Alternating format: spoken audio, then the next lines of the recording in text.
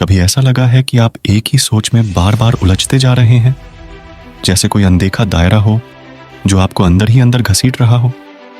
अगर हाँ, तो ये कहानी आपके लिए है। एक ऐसी कहानी जो आपको सोच के इस जाल से बाहर निकलने का रास्ता दिखाएगी। रात का समय था और विशाल अपने कमरे में अकेला बैठा था। चारों ओर गहरा सन्नाटा था, लेकिन उसके मन में एक तूफान चल रहा था। वह बार बार अपनी जिंदगी के एक ही सवाल में उलझा हुआ था।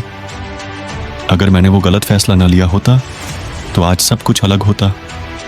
वह बीते हुए लम्हों को बार बार सोच रहा था। उसने जो गलती की थी वह उसकी जिंदगी का सबसे बड़ा पछतावा बन गई थी।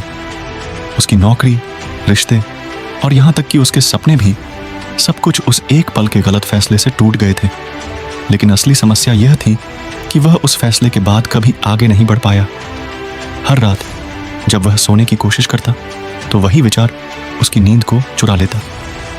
अगर मैं थोड़ा और सोचना, थोड़ा और समय लेता तो शायद, यह सोच उसे हर पल सताती। लेकिन एक दिन कुछ अजीब हुआ। वह रात भी वैसी ही थी जैसे बाकी रातें, लेकिन उस रात जब वह सोने की कोशिश कर रहा था तभी अचानक उसे लगा जैसे उसके कमरे में कोई और मौजूद है। उसकी आंखें खुली तो उसने देखा कि उसके सामने एक बूढ़ा आदमी खड़ा था। सफेद दाढ़ी, चमकती आंखें और एक गहरी मुस्कान के साथ वह आदमी अजीब सा दिख रहा था। विशाल थोड़ा डर गया। आप कौन हैं? उसने घबराते हुए पूछा। बूढ़े आदमी ने मुस्कुराते हुए कहा, मैं तुम्हारी सोच हूं विशाल। मैं तुम्हारी ही बनाई हुई एक छवि हूं। मैं वही हूं जिसने तुम्हें इस जाल में फंसाया है। विशाल को समझ नहीं आया कि यह क्या हो रहा है। कैसी सोच? कौन सा जाल? बूढ़े आदमी ने उसकी ओर देखा और कहा, तुम्हारी बार बार की सोच, तुम्हारा बीते हुए कल पर पछताना। तुम सोचते हो कि अगर तुमने कुछ अलग किया होता तो आज की स्थिति अलग होती।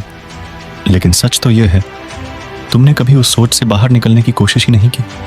विशाल चौंका। लेकिन मैं क्या कर सकता हूं? जो हो चुका है वो बदल नहीं सकता। बूढ़ा आदमी हंसा और बोला, बिल्कुल, जो हो चुका है उसे तुम बदल नहीं सकते, लेकिन जो आने वाला है उसे बदलने की ताकत तुम्हारे पास है। सोचने से कुछ नहीं बदलता, सिर्फ कदम उठाने से बदलाव आता है। विशाल कुछ कह नहीं पाया। वह बूढ़े आदमी की बातों में खो सा गया। बूढ़े ने फिर कहा, हर बार जब तुम सोचते हो तुम सिर्फ खुद को ही और गहरे जाल में फंसाते हो। क्या तुम्हें नहीं लगता कि अब इस जाल से बाहर निकलने का समय आ गया है? विशाल धीरे धीरे समझने लगा था। उसने कहा, तो मुझे क्या करना चाहिए?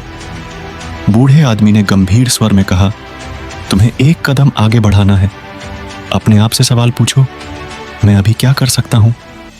बीते हुए कल की गलती को बार बार सोचने से कुछ नहीं बदलेगा, लेकिन आज के लिए उठाया गया एक सही कदम तुम्हारा भविष्य बदल सकता है। विशाल चुपचाप सुन रहा था। उसे महसूस हो रहा था कि वह कितने लंबे समय से अपनी सोच में फंसा हुआ था। उसने कभी यह नहीं सोचा था कि वह अपने ही विचारों का कैदी बन चुका है।